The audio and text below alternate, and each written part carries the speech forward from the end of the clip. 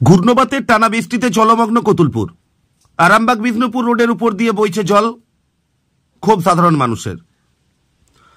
ঘূর্ণবাতের জেরে একদিনের টানা বৃষ্টিতে জলমগ্ন হয়ে পড়ল কতুলপুরের বেশ কিছু এলাকা। উঠল বাড়ির মেঝেতে জল। নিকাশির বেহাল দশার দিকে আঙুল এলাকাবাসীর। ক্ষোভ উপড়ে দিল প্রশাসনের বিরুদ্ধে। এলাকাবাসীর দাবি, নিকাশির বেহাল দশার কারণেই জলমগ্ন এলাকা। এ দায় কিছুতেই এড়াতে পারে না লোকাল প্রশাসন। শুধু এলাকার ঘরবাড়ি নয়, আরামবাগ বিষ্ণুপুর অহল্যাবাই রোডের উপর দিয়েও বইছে জল। ভোগান্তি নিত্যযাত্রী থেকে আরম্ভ করে সর্বসাধারণের। বাঁকুড়ার কতুলপুর থেকে সাহেব ঘোষের রিপোর্ট, সময়ের সংবাদ। আমাদের আরামবাগ বিষ্ণুপুর যে অহল্যাবাই রোড রয়েছে, আমাদের কতুলপুরের মিলমোড় সহ নেতাজি মোড় বিস্তীর্ণ এলাকা কিন্তু জলে প্লাবিত হয়ে গেছে। আমরা সাধারণ যারা দৈনিক যাতায়াত করি তাদের তো একটা বিরাট রকমভাবে অসুবিধা হচ্ছে।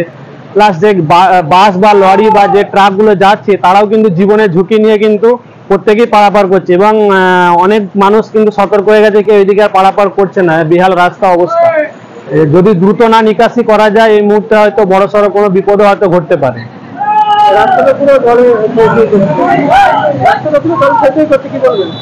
রাস্তা জলে থই থই করছে। এখানটা সত্যি কথা বলতে কি, যে ড্রেনগুলো রয়েছে, ড্রেনগুলো দীর্ঘদিন নিকাশি না হয় কারণে জলটা এতটা জমেছে, কিন্তু জলটা অতিরিক্ত হওয়ার ফলে আজকে এরকম একটা দুর্যোগ আমাদের কতুলপুরে মিলমোড়ে দেখা যাচ্ছে।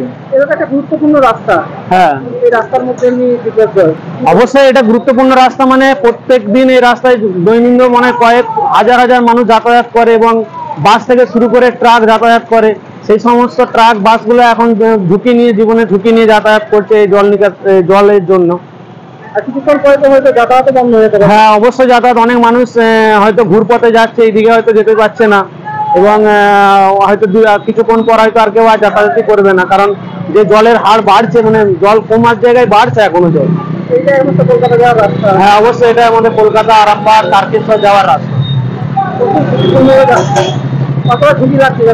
অবশ্যই ঝুঁকি লাগছে, কারণ যে বাসগুলো বা ট্রাকগুলো যাচ্ছে, যেভাবে যাচ্ছে, তারা কিন্তু যে কোনো সময় একটা হয়তো বিপদ ঘটতে পারে।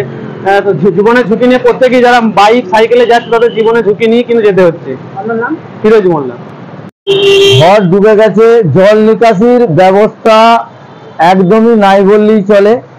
আয়রের পাড়ে যে আমাদের মেন ক্যানেল আছে, সেই ক্যানেল তো পলিথিন বা নোংরা জাতীয় জিনিসের জন্য বুঝে গেছে। তার কচুরিপানা সংস্কার করার কোনো ভূক্ষেপ নেই কারোই। তার জন্য আজকে এই পরিস্থিতি। আপনারা দেখুন পরিস্থিতি কেমন। ঘর এখন ডুবে গেছে, জিনিসপত্র অনেক নষ্ট হয়ে গেছে, মালপত্র ছিল সেসব নষ্ট হয়ে গেছে। এই মতো অবস্থায় আমি চাইছি যাতে আমাদের কতুলপুরের নিকাশি ব্যবস্থাটা, জল নিকাশি ব্যবস্থাটা ভালো হোক। আমাদের পঞ্চায়েত বা আমাদের দিদি ব্যাপারটা নজরআন্দাজ করুক। প্রচুর জিনিসপত্র নষ্ট হয়ে গেছে, এবং কিছু মালপত্র ছিল যেগুলো ব্যবসায়িক কাজে ব্যবহার করা হতো, সেসব জিনিসও নষ্ট হয়ে গেছে। ঘর পুরো জলের তলায়। দেখে এলেন কতটা চিন্তার মধ্যে আছেন? প্রচুর চিন্তার মধ্যে আছি। আপনার নাম? আমার নাম শেখ সাবির হোসেন। আপনার সন্তানের পড়াশোনা নিয়ে চিন্তিত? চিন্তা কি, আসুন আমাদের স্কুলে। বিজ্ঞানসম্মত উন্নত সিলেবাস, অভিজ্ঞ শিক্ষক শিক্ষিকা দ্বারা পড়াশোনা। 2024 শিক্ষাবর্ষে প্লে গ্রুপ 2+ হইতে 5ম শ্রেণী পর্যন্ত ভর্তি চলিতেছে। যোগাযোগ Sripur national primary institute, Kamarpukur, ডাকবাংলো, হুগলি।